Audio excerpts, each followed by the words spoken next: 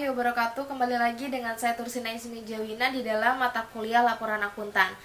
Oke, di pertemuan kita yang ke-14 kali ini, di sini saya akan membahas atau menjelaskan mengenai etika profesi akuntan publik dan profesi akuntan. Selamat menyaksikan. Oke, kita langsung ke pertanyaan yang pertama, yaitu jelaskan 5 prinsip dasar etika profesi akuntan publik. Oke. Salah satu yang membedakan profesi akuntan publik dengan profesi lainnya yaitu tanggung jawab profesi akuntan publik dalam melindungi kepentingan publik. Nah, dari sini tanggung jawab profesi akuntan publik ini nggak hanya terbatas pada kepentingan klien aja. Nah, ketika bertindak untuk kepentingan publik, setiap praktisi di sini harus mematuhi dan menerapkan seluruh prinsip dasar dan aturan etika profesi yang sudah diatur dalam kode etik. Nah, lalu prinsip-prinsip dasarnya itu apa aja? Nah, prinsip-prinsip dasar yang disajikan di sini yang pertama yaitu ada prinsip integritas. Nah, prinsip integritas ini itu mewajibkan setiap praktisi untuk tegas, jujur, dan adil dalam hubungan profesional dan hubungan bisnisnya. Nah, di sini praktisi juga nggak boleh nih terkait dengan laporan, komunikasi, atau informasi lainnya yang diyakini kayak terdapat kesalahan yang material atau pertanyaan yang menyesatkan, lalu pertanyaan atau informasi yang diberikan secara tidak hati-hati, terus kayak penghilangan atau menyembunyikan yang dapat menyesatkan atau informasi yang seharusnya diungkapkan. Nah, lalu prinsip yang kedua yaitu adalah prinsip objektivitas.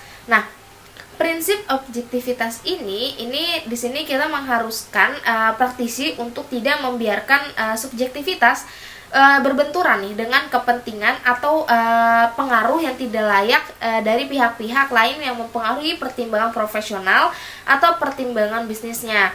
Nah, dalam praktisi ini mungkin nanti akan dihadapkan pada situasi yang dapat mengurangi objektivitasnya. Nah, karena beragamnya situasi, di sini nggak mungkin untuk kita mengidentifikasikan setiap situasi tersebut. Nah, dan juga setiap praktisi juga harus menghindari hubungan yang bersifat subjektif atau yang dapat mengakibatkan pengaruh yang tidak layak terhadap pertimbangan profesionalnya. Nah, lalu prinsip yang ketiga yaitu adalah kompetensi serta sikap kecermatan dan kehati-hatian profesional. Nah, di sini prinsip kompetensi serta sikap kecermatan dan kehati-hatian profesional ini mewajibkan kita atau setiap praktisi ini untuk yang pertama untuk memelihara pengetahuan dan keahlian profesional yang dibutuhkan untuk menjamin pemberian jasa profesional yang kompeten kepada klien. Nah, lalu yang kedua di sini kita harus menggunakan kemahiran profesionalnya dengan seksama sesuai dengan standar profesi dan kode etik profesi yang berlaku dalam memberikan jasa profesionalnya. Nah, lalu pemberian jasa profesional yang kompeten ini membutuhkan pertimbangan yang cermat dalam menerapkan pengetahuan dan keahlian profesional. Nah, terus kompetensi profesional juga di sini dapat dibagi menjadi dua, yaitu yang pertama pencapaian kompetensi profesional. Nah, lalu yang kedua pemeliharaan kompetensi profesional.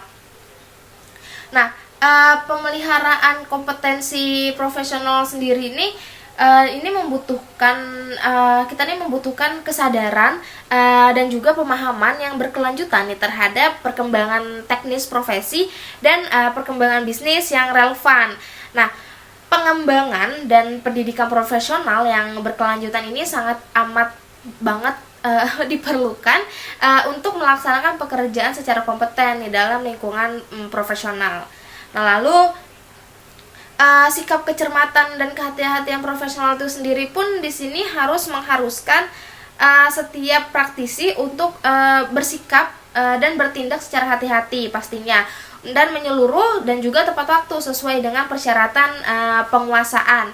Nah, terus setiap praktisi pun harus memastikan ya tersediaannya pelatihan dan penyediaan yang tepat bagi mereka yang bekerja di bawah wewenang dalam kepastian profesional.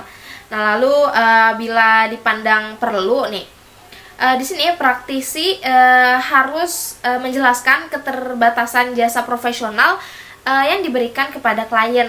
Nah, pemberian kerja atau penggunaan jasa profesional lainnya untuk menghindari nih terjadinya kesalahan tafsiran atas pernyataan pendapat yang terkait dengan jasa profesional yang diberikan. Nah, lalu prinsip yang keempat ya ini adalah prinsip kerahasiaan.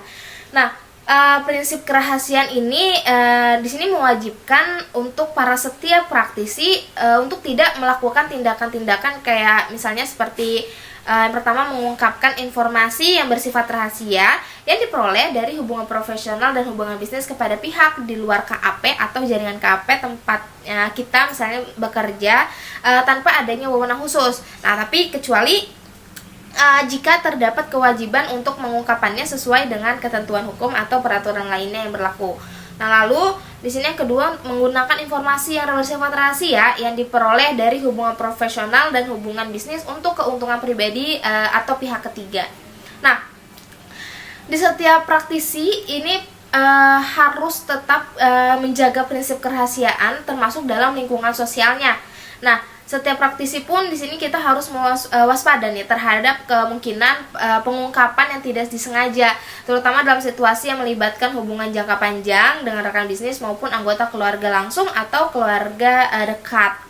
Nah, dan juga di sini praktisi pun harus menjaga kerahasiaan informasi yang diungkapkan oleh calon klien nih atau pemberi kerja, dan juga mempertimbangkan pentingnya kerahasiaan informasi terjaga dalam KAP dan jaringan KAP tempat misalnya kita bekerja gitu. Nah, lalu setiap praktisi pun harus menerapkan semua prosedur yang dianggap perlu untuk memastikan terlaksananya prinsip kerahasiaan oleh mereka yang bekerja di bawah wewenangnya. Nah, lalu serta pihak lain yang memberikan saran dan bantuan profesionalnya. Nah, kebutuhan untuk mematuhi prinsip kerahasiaan tersebut tuh berlanjut bahkan setelah berakhirnya hubungan antara praktisi dengan klien atau pemberi kerja. Nah, ketika berpindah kerja atau memperoleh klien baru nih, di sini praktisi pun berhak untuk menggunakan pengalamannya yang diperoleh sebelumnya. Namun, praktisi tetap tidak boleh untuk menggunakan atau mengungkapkan setiap informasi yang bersifat rahasia yang diperoleh sebelumnya dari hubungan profesional atau hubungan bisnis. Nah,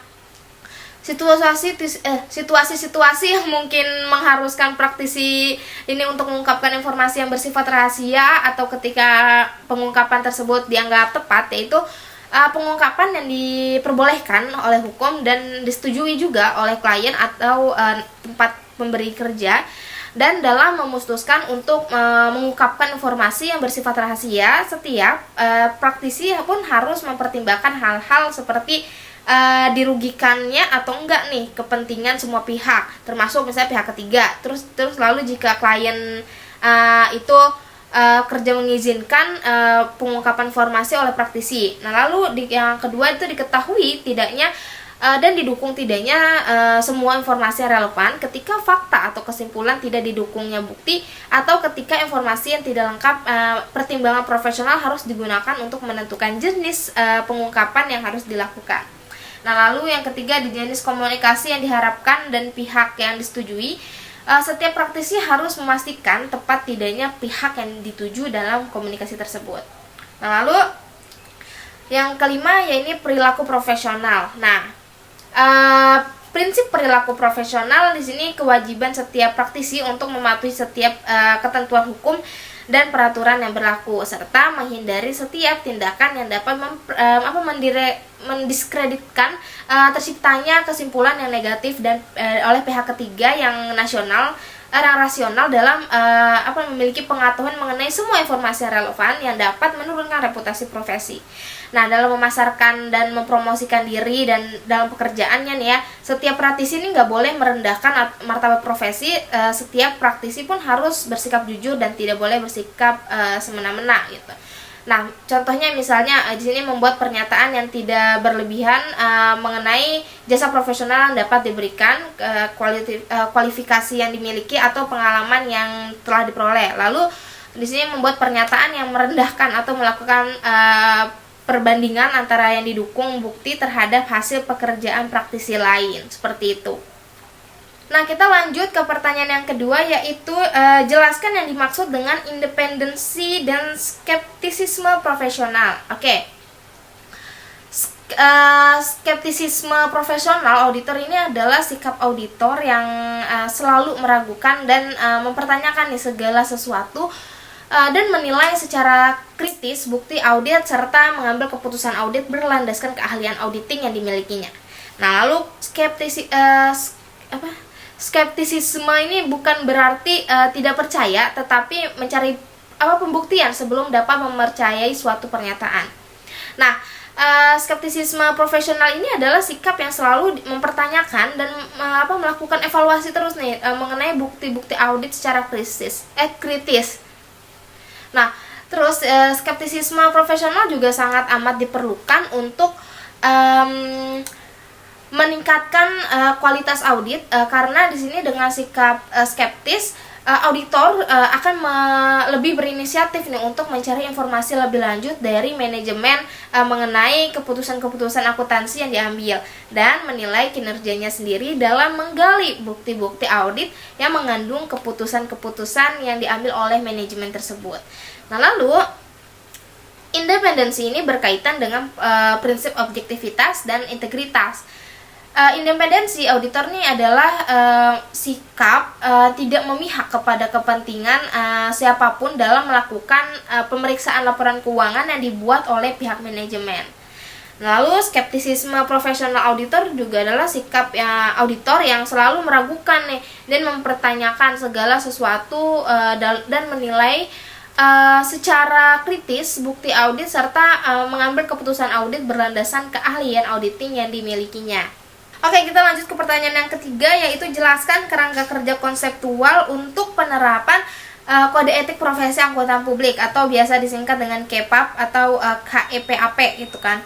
Nah, kerangka kerja konseptual ini menyediakan petunjuk dasar tentang etika.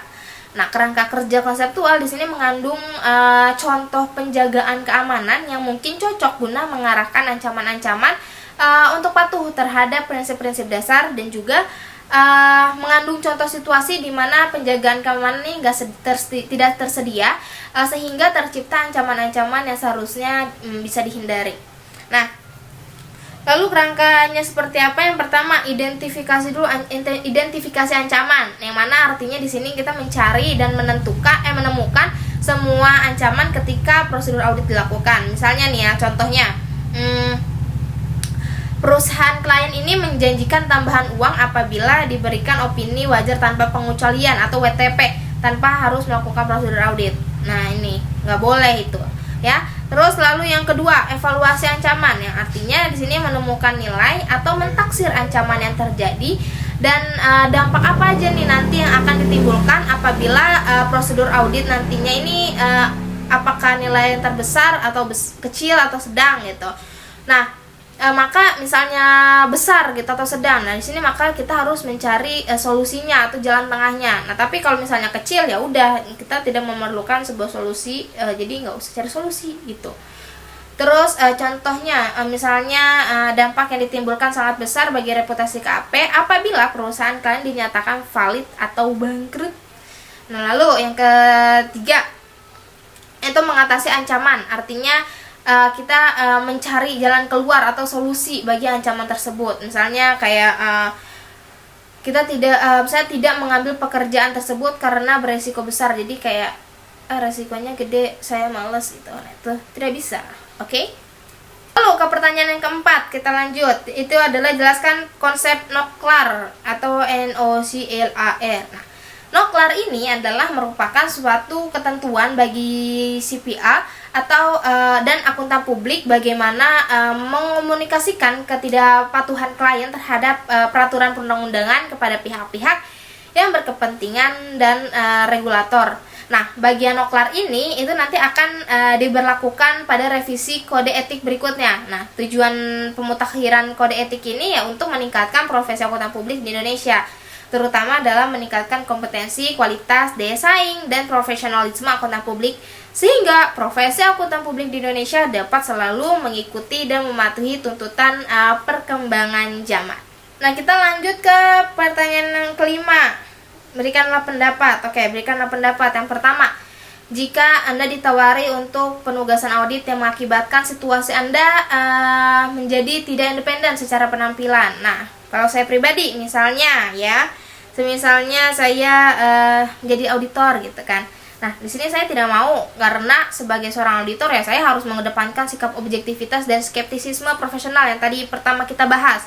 Nah, salah satu sikap profesional tersebut ya adalah dengan mengedepankan sikap independen secara penampilan. Berarti ya auditor harus mampu gitu menampilkan dirinya untuk tidak menimbulkan pandangan dari pihak lain yang tidak baik pada dirinya gitu, pada diri kita misalnya kan kalau jadi auditor. Nah, sehingga di sini auditor harus mampu menjaga sikap dengan baik untuk tidak mudah terpengaruh pada orang lain, sehingga independensi dalam penampilan itu sangat penting menurut saya bagi perkembangan profesional auditor atau perkembangan profesi gitu, perkembangan profesi auditor. Nah, lalu jika Anda ditawari untuk penugasan audit di sebuah bank, padahal Anda sama sekali tidak mengerti di bidang perbankan. Nah, lagi, semisal saya jadi auditor lagi ya. Nah, dalam proses pemeriksaan atau konsultasi keuangan, di sini misalnya kita jadi seorang auditor, ini wajib banget untuk memperoleh pengetahuan yang cukup tentang bisnis yang memungkinkan auditor mengidentifikasi dan memahami peristiwa, transaksi dan praktik yang menuntut pertimbangan auditor kemungkinan berdampak nih signifikan atas laporan keuangan atau atas laporan pemeriksaan atau laporan audit gitu. Nah, pemahaman tentang bisnis dan informasi yang diperoleh ini tuh sangat amat berguna, yaitu untuk penaksiran risiko bawaan dan identifikasi masalah, perencanaan dan pelaksanaan audit secara efektif dan efisien, melakukan evaluasi bukti audit, dan penyediaan jasa yang lebih baik bagi klien. Nah, lalu yang ketiga, Anda ditawari untuk mengaudit sebuah hotel yang menjadi saingan berat bisnis keluarga Anda. Apakah Anda akan memanfaatkan data akuntansi dan keuangan yang akan diaudit untuk kepentingan bisnis keluarga Anda?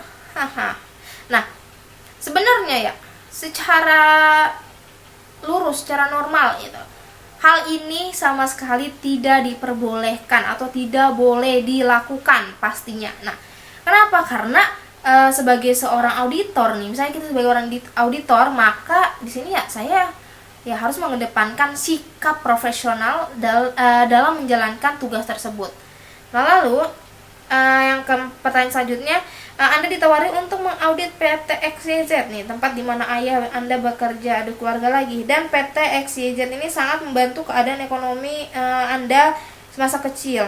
Apakah Anda menerima penugasan tersebut? Ya sebagai seorang auditor juga pun kita dalam menerima penugasan juga nggak boleh berdasarkan karena adanya suatu kepentingan gitu kan, kayak misalnya mentang-mentang ini jadinya kita terima gitu kan, nggak bisa juga. Nah, di sini kalau misalnya kita ngelihatnya ke situ gitu, itu sama sekali tidak mencerminkan salah satu prinsip dasar etika profesi, yaitu prinsip objektivitas, yang mana di sini kita tidak boleh membiarkan subjektivitas karena adanya benturan kepentingan atau pengaruh dari pihak lain yang mempengaruhi pertimbangan profesional dan pertimbangan bisnisnya. Tapi kalau misalnya niatnya emang profesional, it's okay, menurut saya seperti itu. Nah, lalu perusahaan yang bisnisnya mengumpulkan data persediaan membayar dengan harga dengan harga menarik atas data laporan keuangan yang Anda audit. Apakah Anda akan menjual data tersebut? Oke, yang jelas tidak, nggak boleh, karena di sini ya sebagai seorang auditor pun kita harus mengedepankan yang kita ulang lagi gitu, mengedepankan prinsip kerahasiaan yang tadi udah kita bahas di awal gitu. Prinsip menghormati kerahasiaan, melakukan jasa profesional dan tidak boleh memakai informasi tersebut tanpa persetujuan. Jadinya nggak boleh seenaknya, tetap harus profesional. Oke teman-teman, cukup sekian mungkin video saya kali ini. Kurang lebihnya mohon maaf, dan juga mohon maaf jika masih banyak kekurangan, karena saya juga masih banyak belajar yang sering saya ulang di video-video sebelumnya. Kita sama-sama masih belajar, saya masih seorang mahasiswa dan bukan seorang profesional accounting gitu kan. Nah, terus jika misalnya teman-teman mau menambahkan gitu, video saya ada yang kurang gitu, tambahin nih di komen aja nggak apa-apa. Saya sangat amat terbuka dengan komen teman-teman semua, ya. Oke, mungkin cukup sekian. Semoga videonya bermanfaat bagi kita semua. Kurang lebihnya mohon maaf. Wassalamualaikum warahmatullahi wabarakatuh.